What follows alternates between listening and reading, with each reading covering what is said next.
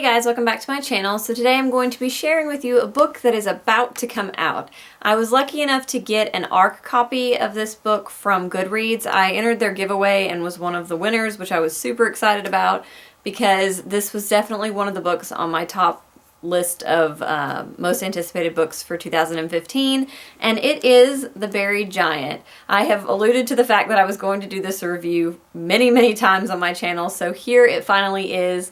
I actually filmed this once before and was not pleased with the results. I felt after when I started editing it, I'd had a little time to sort of marinate on the book, and I didn't feel like I completely covered everything, so I decided to film it again so I could make sure that I had covered everything I wanted to cover.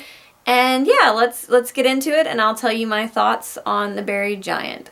So I'm going to start off by saying I have never read anything else by Kazuo Ishiguro, and I get the impression that this book is very different from any of his other works. I think it has a lot to do with the setting, but also just that it is not like other things that he's read, so it's probably a good thing that I did go into it with no preconceived notions of what he writes or any of his subject matter before this. If you have read some of his books, then this probably will be a little bit different than what you're used to. So the book's set in Britain, and the time is sort of fuzzy. It's somewhere after the death of King Arthur, and it seems like it's probably pretty soon after the death of King Arthur, just from some of the events that unfold. But honestly, I don't feel like the setting, the time, the place is really all that important to the overall themes and story of the book, because they really just sort of set up a framework for the greater story and the greater themes to take place in. It's kind of a story that could have happened anywhere at any time to anybody, and I think that's a really great aspect of this book, but it also makes it sort of, I think that's probably part of why, while reading this, I really needed quiet time, because there's so many things to focus on to sort of, you know, take in and really understand in this book.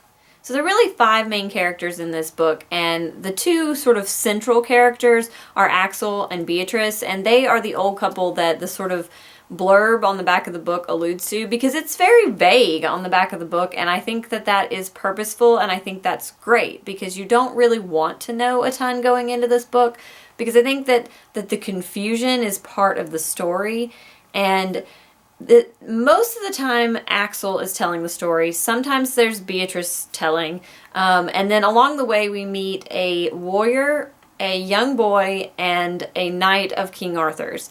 And each one of those 3 also tells a portion of the story, but it's much smaller.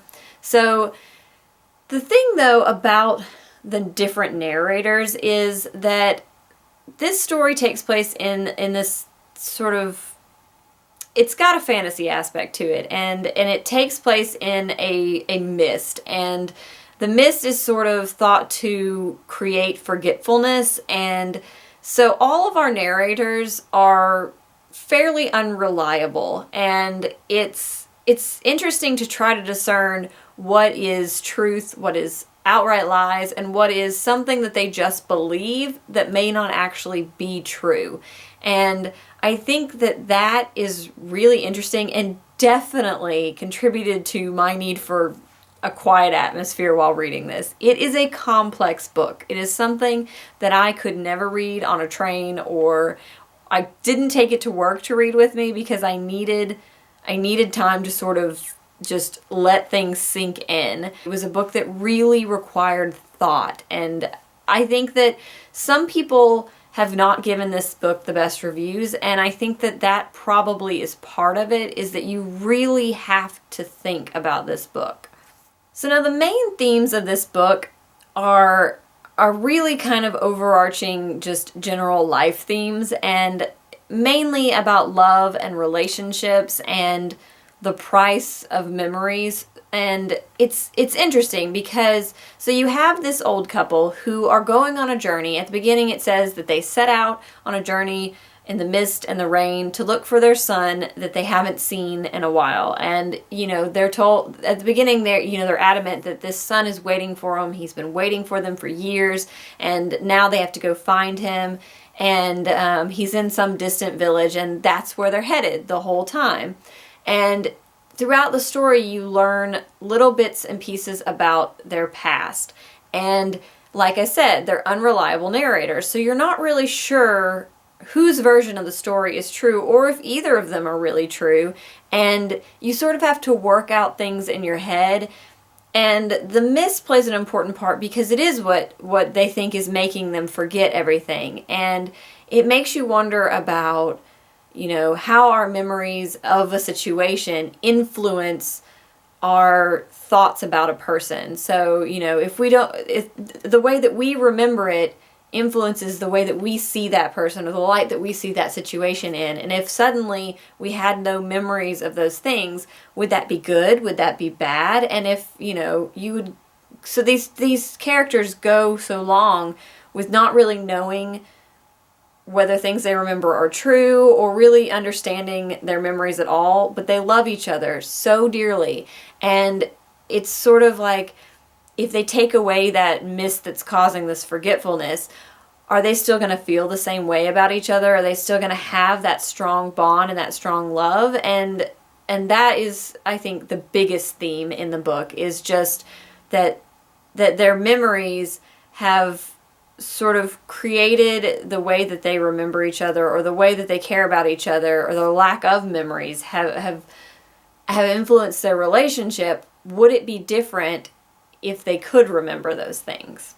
And like I said, it is set after the death of King Arthur, and so there is a element of Arthurian legend in it, and that comes in with the knight and his horse and the she-dragon, and it's his storytelling that I feel like I had to really take in and think a little harder about.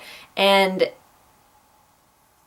he tells the way he tells stories, the whole time you're like, is he making this up, or is this something that he just thinks happens? And, he's one of those characters that I was very unsure about the whole time. And I don't know a lot about Arthurian legend, so I didn't actually know who he was. And I think if I had known who he was, it probably would have made a little more sense. And so I think his story, put in perspective by Axel's story, is what, after a month of thinking about it, is where I started thinking about the political implications of this book, and about the mist, and how it obscures memory, and how that is used sort of politically in this book to create a docile society. So because these people don't remember these horrible things that happened to them, they don't rebel. And it made me think, especially in our society now, where it's sort of like you have to be careful with what you believe the media saying. So it's like, these characters are unreliable narrators.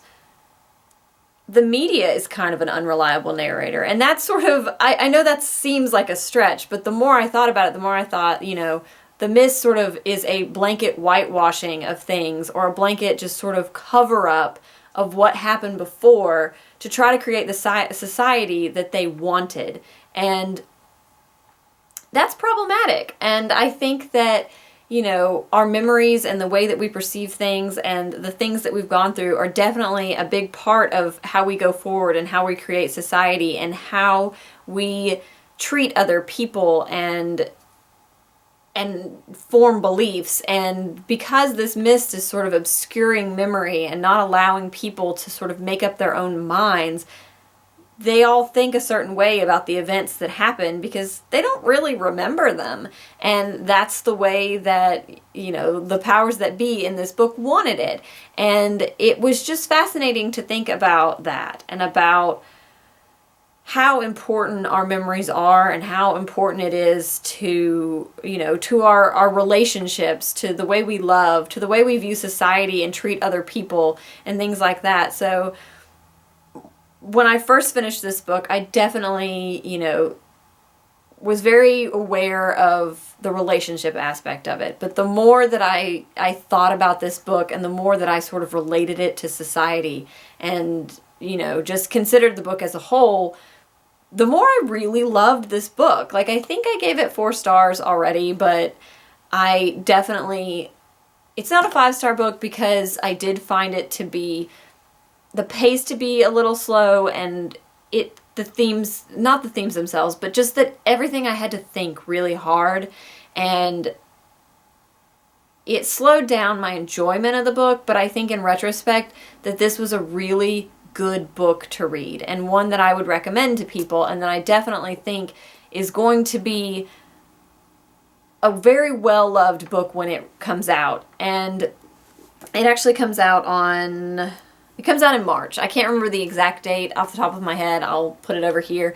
But it releases in March, and it's just, I don't know. I think that a lot of people who got advanced reader copies and rated this book and read it, I'm not sure that they thought about it super heavily, or I think that a lot of people were comparing it to his previous novels, and I think that it's very, very different, and it stands alone, and I hope that people do read it and think about it the way that I did, because, I mean, like I said, a month later I was still thinking about this book because it had an effect on me. And I love when a book has an effect on me and makes me really consider just different aspects and apply it to my life and make me understand it in a different way than I thought I understood it when I finished it or when I was reading it. So, long, complicated, lots of babbling, but I definitely really enjoyed this book, and I think that if you enjoy Arthurian legends, you will get something out of this book. I think if you like thought-provoking books, you will get something out of this book. And if you like Kazuo Ishiguro, you should definitely read it, because it's a departure, with my understanding, because I haven't read any of his other books, it's a departure from his other works. And I think that's always an interesting thing for an author. So again, this book is getting ready to come out, and if you pick it up, definitely let me know. I want to hear what other people think about it, and how they sort of interpret The Mist, and what it, I don't know, what it made you think about, because it obviously made me think about a lot of things that I don't know if they were the intention or not, but I think that it was very good and very thought-provoking, and I will probably reread this just because I think a reread would really give me a lot more perspective on the book, and I think that I would be able to mine out even more interesting details of it if I read it again. I hope you guys enjoyed this. I know that it was a little theoretical and political and opinion-y, but I think that when a book invokes those kinds of thoughts, that it's important to talk about them. And if you have read this, definitely let me know in the comments your thoughts, your opinions, that kind of stuff. Yeah, I hope that you guys go pick it up when it comes out, and I will see you guys next time. Bye!